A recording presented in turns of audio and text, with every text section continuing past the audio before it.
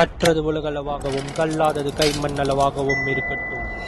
Hello everyone, எல்லாரும் எப்படி இருக்கீங்க? நல்லா இருக்கீங்களா? இனி நம்ம பார்க்க போகிற டாபிக் என்ன அப்படின்னு பார்த்தா ஹனுமான்.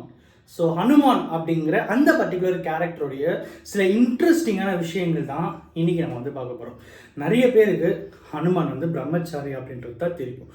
பட் ஹனுமான் வந்து ஆல்ரெடி கல்யாணம் ஆயிருக்கு அப்படின்னு சொன்னால் உங்களால் நம்ப முடியுமா? அண்ட் எல்லாத்துக்கும் மேலே நம்ம எல்லாரும் ஒரு கடவுளை போயிட்டு வேண்டுறோம். அந்த கடவுள் வந்து இந்து மத கடவுளாக மட்டும் இல்லாமல் ஒரு முஸ்லீம் மத கடவுளாக இருக்கட்டும், அப்புறம் வந்து கிறிஸ்துவ மத கடவுளாக இருக்கட்டும், எந்த ஒரு கடவுளாக இருந்தாலும் சரி, நம்ம வந்து எல்லா கடவுளையும் வந்து வேண்டுதல் வந்து வைப்போம். போயிட்டு வந்து கோவிலுக்கோ சர்ச்சுக்கோ மசூதிக்கோ போயிட்டு வேண்டுவோம். பட் அந்த கடவுளே நம்ம முன்னாடி வர்றதுக்கு ஒரு மந்திரம் கொடுத்தா எப்படி இருக்கும்? இந்த மந்திரம் சொல்லுங்க, நான் உங்க முன்னாடி வரேன் அப்படின்னு சொன்னா எப்படி இருக்கும்? அந்த பர்டிகுலர் விஷயம் ஹனுமார் அப்படிங்கிற அந்த பர்டிகுலர் கேரக்டருக்கு பின்னாடி இருக்கு அப்படின்னு சொன்னா உங்களுக்கு நம்ப முடியுமா?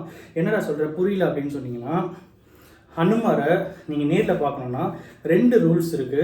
அந்த 2 ரூல்ஸை தாண்டி ஒரு மந்திரம் இருக்குது. இந்த 3மே கரெக்டாக நடந்தால் உங்களால் ஹனுமாரை பார்க்க முடியும் அப்படின்னு சொன்னால் உங்களால் நம்ப முடியுமா? இதெல்லாமே வந்து ஆன்லைனில் நீங்கள் சர்ச் பண்ணி பார்த்தா கிடைக்கிற சில தியரிட்டிக்கல் கான்செப்ட்ஸ், ஓகேங்களா? ஸோ அது எந்த அளவுக்கு ரியாலிட்டி அப்படிங்கிறது அடுத்த பட்சம். பட் கடவுளை உங்களால் நேரில் பார்க்க முடியும் அப்படின்னு சொன்னால் உங்களால் நம்ப முடியுமா? இன்றைக்கி நம்ம அதை பற்றின சில இன்ட்ரெஸ்டிங்கான டீட்டெயில்ஸ் தான் இன்றைக்கி நம்ம வந்து பார்க்க போகிறோம். ஸோ ஹனுமார் அப்படிங்கிற ஒரு கேரக்டர் யார் அப்படின்னு பார்த்தீங்கன்னா, அஞ்சனி அப்படிங்கிற ஒருத்தருக்கு வந்து பிறந்த புதல்வன் தான் வந்து ஹனுமார். ஸோ அவர் வந்து குழந்தையிலேருந்து சின்ன இளம் பருவத்தில் வந்து பயங்கர சுட்டித்தனம், வாழ்த்தனம், பெரிய பெரிய விஷயம்லாம் பண்ணிட்டு இருக்கிற ஒரு பர்சன். ஒரு நாள் என்ன பண்ணுறாருன்னா, நிறைய பேருக்கு தெரிஞ்ச ஸ்டோரி தான், தூரத்தில் இருக்கிற சூரியனை வந்து ஒரு பழம் அப்படின்னு நினச்சிட்டு அந்த பழத்தை நான் சாப்பிடணும்னு சொல்லி வீட்டிலேருந்து அப்படியே தலையை ஜம்ப் அடித்து அந்த சூரியன் கிட்ட போகும்போது இந்திரன் வந்து நீ பாட்டேன்டா இந்த மாதிரிலாம் பண்ணிட்டு இருக்க அப்படின்னு சொல்லிட்டு அவர் வந்து அட்டாக் பண்ண போய் அந்த இடத்துல வந்து அவர் வாயில் அடிபட்டு அதனால தான் ஒரு வாய் வந்து அந்த மாதிரி ஆயிடுச்சு அப்படின்ற மாதிரி ஒரு மித்தாலஜிக்கல் ஸ்டோரிஸ் எல்லாமே ஒரு பக்கம் வந்து இருக்குது. ஸோ அதுக்கப்புறம் என்ன ஆகுது அப்படின்னு பார்த்தீங்கன்னா, ராமாயணத்தில் ஹனுமார் அப்படிங்கிற ஒரு கேரக்டர் வந்து மிகப்பெரிய கேரக்டர், மிகப்பெரிய ஒரு backbone of the character for the character lord Rama, ஓகேங்களா? ஸோ ராமர் அப்படிங்கிற கேரக்டர் ஒரு மிகப்பெரிய பேக் போன் அப்படின்னா ஹனுமார் அப்படிங்கிற கேரக்டர் தான். அவருடைய ஹெல்ப் இவருக்கு வந்து ரொம்ப பெரிய ஹெல்ப்பாகவே வந்து அந்த பர்டிகுலர் ராமாயணத்தில் வந்து இருந்திருக்கும்.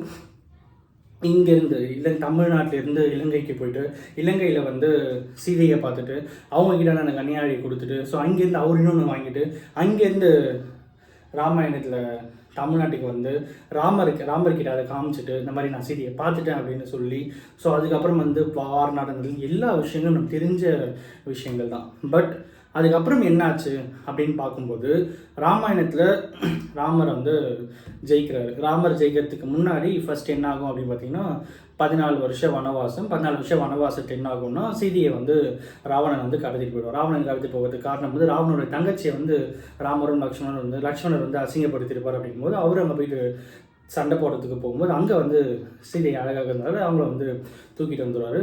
பெண்ணுடைய அனுமதி இல்லாமல் பெண்ணை தொடுறது வந்து தொட்டால் ராவனுடைய தலை வெடிச்சிடும் அப்படிங்கிற ஒரு ஒரு கேர்ஸ் வந்து ஒரு சாபம் வந்து ராவணன் கிட்ட இருக்கிறதுனால சீதையோட அனுமதி இல்லாமல் சீதையை வந்து அவரால் தொட முடியல.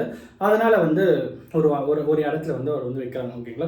அங்கேயே இருக்கணும்னு சொல்லிட்டு சுற்றி நிறைய செக்யூரிட்டி கார்ட்ஸ்லாம் போட்டு தப்பிச்சு போகாமல் சீதையை வந்து பார்த்துக்கிறதுக்கு ஒரு இடத்துல வந்து ரெடி பண்ணிடுறாங்க. ஸோ அதுக்கப்புறம் என்ன ஆகுதுன்னா, ராமரும் லக்ஷ்மணனும் வந்து தேடி வராங்க. எங்கே போனாங்க என்னன்னாங்க அப்படின்னு தெரியும்போது ஜடாயு வந்து சொல்லுவார், இந்த வழியாக நோக்கி தான் போனார் அப்படின்னு ஜடாயு சொல்லுவார். ஜடாயு சொன்ன அப்புறம் அந்த வழியாக நோக்கி போயிட்டு இருக்கும்போது அந்த இடத்துல வந்து ராமர் இருப்பார். ஸோ ராமர் என்ன பண்ணுவாங்கன்னா, இந்த மாதிரி ஆயிருக்கு அப்படிங்கும்போது அவர் என்ன பண்ணுவார்னா, அவர் வந்து ஆல்ரெடி ஒரு சாபம் இருக்கும். என்னென்னா, சின்ன வயசில் வந்து நிறைய சுட்டித்தனம்லாம் பண்ணனால ஒரு முனிவர் என்ன பண்ணுவார்னா, அவருடைய பவர்ஸ் எல்லாமே நீ மறந்து போயிடணும் அப்படின்னு சொல்லி ஹனுமானுக்கு வந்து எல்லா பவர்ஸும் வந்து மறந்து போயிட்டு இருக்கும். ஸோ ராமர் என்ன சொல்லுவார் பார்த்தா, பேசிக்காக ஹனுமர்கிட்ட இருக்கிற 2 சூப்பர் கேரக்டர்ஸ் என்னென்னா, ரொம்ப லாயலாக இருப்பார், அப்புறம் அவரோட பேச்சு வந்து ரொம்ப இனிமையான பேச்சு, ரொம்ப சாஃப்டாக கைண்டாக பேசுகிற ஒரு கேரக்டர் தான் வந்து ஹனுமாரோட கேரக்டர்.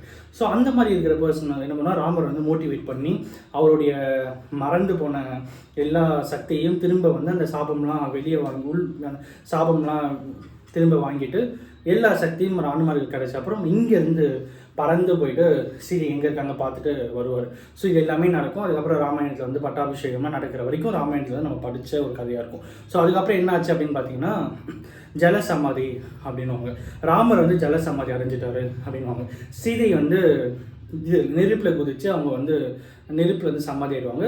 ராமர் வந்து ஜல சமாதி ஆன அப்புறம் ஹனுமார் வந்து மிகப்பெரிய ஃபீலிங்கில் போயிட்டு அப்புறம் என்ன பண்ணுவாருன்னா அந்த டைமில் வந்து ஹனுமாருக்கு வந்து ஒரு இது கிடைக்கும், என்னென்னா ஒரு இம்மோட்டல் அப்படின்வாங்க. இம்மோட்டல் அப்படின்னா வந்து சாகா வரம் பெற்ற ஒரு கேரக்டராக ஹனுமார் வந்து போர்ட்ரை பண்ணுவாங்க. ஸோ இது வந்து சாகா வரம் ஏன் அப்படின்னா வந்து ஒரு கிஃப்ட் கொடுப்பார், ராமர் வந்து கிஃப்ட் கொடுப்பாரு. அந்த கிஃப்ட்டை உடச்சி ரொம்ப ரொம்ப காஸ்ட்லியான பவள மணியோடைய ஒரு கிஃப்ட் கொடுக்கும். எல்லாத்தையும் உடச்சி உள்ளே திறந்து பார்த்து தூக்கி போட்டுருவார். ஏன் அப்படின்னு கேட்கும்போது, நான் ராமர் எப்பயுமே என்னோட மனசுக்குள்ளே வச்சுட்டே இருக்கேன், அதனால ஏன் இந்த பொருள் எனக்கு வேணும், இதெல்லாம் எனக்கு வேணவே வேணாம், எப்பயுமே ராமர் வந்து என் மனசு எந்திரியாக இருக்கார் அப்படின்னு சொல்லும்போது அங்கே இருக்கவங்க சிரிப்பாங்க. எப்படி உங்கள் மனசு இருக்கார், ஓப்பன் பண்ணி காட்டு அப்படின்னும் போது நெஞ்சை பிளந்து ஓப்பன் பண்ணி ராமரோ சரி உள்ளே இருக்கிறத காட்டணுன்னே எல்லாருமே வந்து மிகப்பெரிய ஷாக் ஆகிடுவாங்க. அதுக்கப்புறம் அவருக்கு பெரிய ட்ரீட்மெண்ட்லாம் கொடுத்து அதுக்கப்புறம் அவருக்கு வந்து ஒரு சாகாவரம் வந்து கிடச்சிரும். இந்த சாகாவரம் கிடச்ச அப்புறம் என்ன ஆகும் அப்படின்னு பார்த்தீங்கன்னா, ஹனுமார் வந்து என்ன பண்ணுவார்னா, யோசிச்சு பாருங்க, அது மாதிரி ஒரு சாகாவரம் கிடச்சிட்டுன்னா ஒரு எதுவுமே அவருக்கு வந்து ஒரு பெரிய விஷயமாவே தெரியாதுல்ல. அந்த மாதிரி இருக்கும்போது ஒரு எல்லா விஷயத்தையுமே உலகத்தில் இருக்கிற மொத்த விஷயத்தையுமே கற்றுக்கணும் அப்படின்னு சொல்லிட்டு நினைக்கும் போது ஒரு சிலர் என்ன பண்ணுறாங்க அப்படின்னு பார்த்தீங்கன்னா, ஆந்திராவில் இருக்க பர்டிகுலர் ஒரு ஆசிரியர் அப்படின்றாங்க, ஒரு ஒரு ஒரு ப்ரொஃபஸர் மாதிரி வச்சுப்போமே, அந்த மாதிரி கேரக்டர் அப்படின்றாங்க. இன்னும் சிலர் என்ன சொல்கிறாங்க அப்படின்னா சூரியன் பகவான் அப்படின்றாங்க. ரெண்டு பேர் யாரோ ஒருத்தர் அவங்க கிட்டே போயிட்டு ஆஞ்சநேயர் போயிட்டு இந்த மாதிரி எனக்கு எல்லா அறிவும் எனக்கு சொல்லிக் கொடுங்க, எல்லா விஷயமும் எனக்கு சொல்லிக் கொடுங்க அப்படின்னு கேட்கும்போது எல்லா விஷயத்தையுமே சொல்லித்தராங்க. பட் ஒரு விஷயம் மட்டும் அவர் உங்களுக்கு சொல்லித்தரல. இந்த ஏதோ ஒரு பர்டிகுலர் விஷயம் இருக்குங்களா, அந்த விஷயத்தை மட்டும் உனக்கு சொல்லித்தரணும் அப்படின்னா நீ வந்து பிரம்மச்சாரியாக இருந்தால் சொல்லித்தர முடியாது, உனக்கு வந்து கல்யாணம் ஆயிருக்கணும் அப்படின்னும் போது எனக்கு கல்யாணம்லாம் இல்லை, நான் பிரம்மச்சாரியாக தான் இருப்பேன், நான் வந்து ராமர் நாமத்தை எப்பவுமே ஜபிச்சுட்டு பிரம்மச்சாரியாக தான் இருப்பேன் அப்படின்னு சொல்லும்போது இல்லை உனக்கு கல்யாணமே ஆகிட்டாலும் நீ வந்து பிரம்மச்சாரியாக கண்டினியூ ஆக, பட் கல்யாணம் ஆனாதான் இந்த பர்டிகுலர் விஷயத்தாலும் நம்ம சொல்லித்தர முடியும் அப்படின்னு சொல்லும்போது சரி ஓகே அப்படின்னு சொல்லும்போது என்னோட மகளே இருக்காங்க அப்படின்னு சொல்லி ஸ்வச்சலா தேவி அப்படிங்கிற ஒரு பெண், ஓகேங்களா. அவங்க வந்து சிலர் என்ன சொல்கிறாங்கன்னா சூரிய பகவானுடைய பெண் அப்படின்றாங்க, சிலர் வந்து அந்த ஆந்திராவில் இருக்கிற ஒரு ப்ரொஃபஸர், ஓகேங்களா, இங்கிலீஷில் ப்ரொஃபஸர் சொல்கிறாங்க, அந்த மாதிரி ஒரு கேரக்டருடைய மகள்ன்றாங்க. என்னோட மகளே நீ வந்து திருமணம் பண்ணிக்கோ அப்படின்னு சொன்னேன். அப்படியா சரி ஓகே அப்படின்னு சொல்லிட்டு திருமணம் ஆன அப்புறம் என்ன பண்ணுறாங்கன்னா ஸ்வச்சலா தேவி அப்படிங்கிறவங்க வந்து அவங்களுடைய பேஷன் நோக்கி போக ஆரம்பிச்சிடுறாங்க. ஹனுமார் வந்து கல்யாணம் ஆனதால் மொத்த கலையுமே கற்றுக்கிட்டு அதுக்கப்புறம் இன்னமும் ஹனுமார் வந்து வாழ்ந்துட்டு இருக்காரு அப்படின்னும், ஆந்திராவில் கம்மம் அப்படிங்கிற ஏரியாவில் ஹனுமார் வந்து ஸ்வச்சலா தேவி அப்படிங்கிற அவங்க ஒய்ஃபோட அருள்பாலித்து காட்சி தர மாதிரி ஒரு கோவிலே இருக்குது, ஆஞ்சநேயர் வித் ஒய்ஃப் அப்படின்ற மாதிரி ஒரு கோவில் வந்து கம்மம், ஆந்திராவில் இருக்கிற கம்மமில் Hanuman with wife in Khammam அப்படின்னு போட்டிங்கனாலே உங்களுக்கு வரும். ஆந்திராவில் ஸ்வச்சலா தேவியும் ஹனுமாரும் ஒரே மூலை சேர்ந்து 2 பேரும் இருக்கிற மாதிரி ஒரு கோவில் வந்து கம்மமில் இருக்குது, ஓகேங்களா. ஸோ இந்த மாதிரி ஒரு இன்ட்ரெஸ்டிங் ஃபேக்ட்டும் இன்றைக்கி நான் சொல்லணும் அப்படின்னு நினச்சேன். ரொம்ப முக்கியமான விஷயம் நான் உங்ககிட்ட சொல்லணும்னு நினச்சேன். எல்லாம் ஓகே, இந்த நேரில் வருவார் அது என்ன அப்படின்னு கேட்டால் ஒரு மத்தாங் அப்படிங்கிற ஒரு ட்ரைப் ஏரியா, ஓகேங்களா. அது வந்து எங்கே இருக்குது அப்படின்னு பார்த்தீங்கன்னா ஸ்ரீலங்காவில் பித்ரு அப்படிங்கிற ஒரு ஃபாரஸ்ட் இருக்குது. அங்கே வந்து அந்த ட்ரைப் பீப்புள்ஸ் மத்தாங் அப்படிங்கிற ஒரு ட்ரைப் ஏரியா இருக்குது. அங்கே வந்து என்ன பார்த்தீங்கன்னா ராமர் இழந்த சோகத்தில் ஹனுமர் வந்துட்டு இருக்கும்போது அந்த இலங்கைக்கு பயணம்லாம் போனாங்களே, அது அந்த ஞாபகமாக அப்படியே போகும்போது அந்த இடத்துல அவங்க பார்க்குறாங்க. அங்கே இருக்கிற மக்களுக்கு வந்து நான் கண்டிப்பாக 41 வருஷத்துக்கு ஒரு டைம் இங்கே வருவேன் அப்படின்ற மாதிரி ப்ராமிஸ் பண்ணுறாரு. லாஸ்ட்டாக 2014 வந்திருக்காரு அப்படின்னும், அடுத்து 2055 திரும்பவும் ஹனுமான் அங்கே வருவார் அப்படின்னும் எல்லாராலும் வந்து நம்பப்படுது. அண்ட் எல்லாத்துக்கும் மேலே ஒரு மந்திரம் இருக்குது, ஓகேங்களா. I think it is B around ஒரு 7 to 8 லெட்டர்ஸ் இருக்கும், 8 வேர்ட்ஸ் இருக்கும், ஓகேங்களா. 8 வேர்ட்ஸோட மந்திரம் இது. ஸோ அந்த மந்திரத்தை சொல்லும்போது என்ன ஆகும் அப்படின்னு பார்த்தீங்கன்னா, ஹனுமார் வந்து எல்லாருக்கும் ஒரு 108 முறை அந்த மந்திரத்தை சொன்னால் யார் சொல்கிறாங்களோ, யார் மனசார நினச்சிட்டு சொல்கிறாங்களோ அவங்க முறை ஹனுமார் வந்து நிற்பார் அப்படிங்கிற ஒரு மித்தாலஜிக்கல் ஒரு பிலீஃபும் வந்து ரொம்பவே வந்து நம்பப்படுது.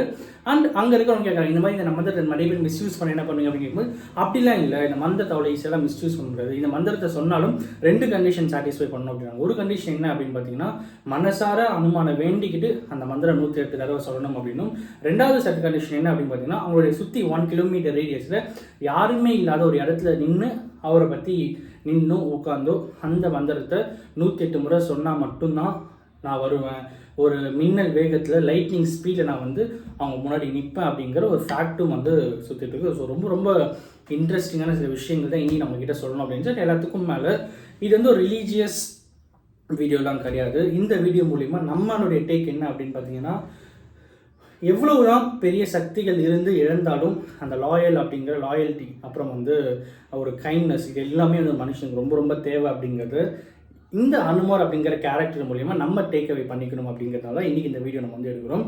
ஹிந்து ரிலீஜியஸ் காட் மட்டும் இல்லாமல் முஸ்லீம் காட்ஸ், அப்புறம் வந்து கிறிஸ்டின்ஸ் காட்ஸ் ஜீசஸ் அவர்கள், அப்புறம் ப்ராஃபிட் முகமது அல்லாஹ் அவர்கள், அப்புறம் வந்து ப்ராஃபிட் முகமது அவர்கள். ஸோ இவங்களை பற்றி, நபிகள் நாயகம் பற்றி, ஸோ இந்த மாதிரி நிறைய பேருடைய இன்ட்ரெஸ்டிங் விஷயங்களும் நம்ம சேனலில் அடிக்கடி நம்ம வந்து போஸ்ட் பண்ணுவோம்.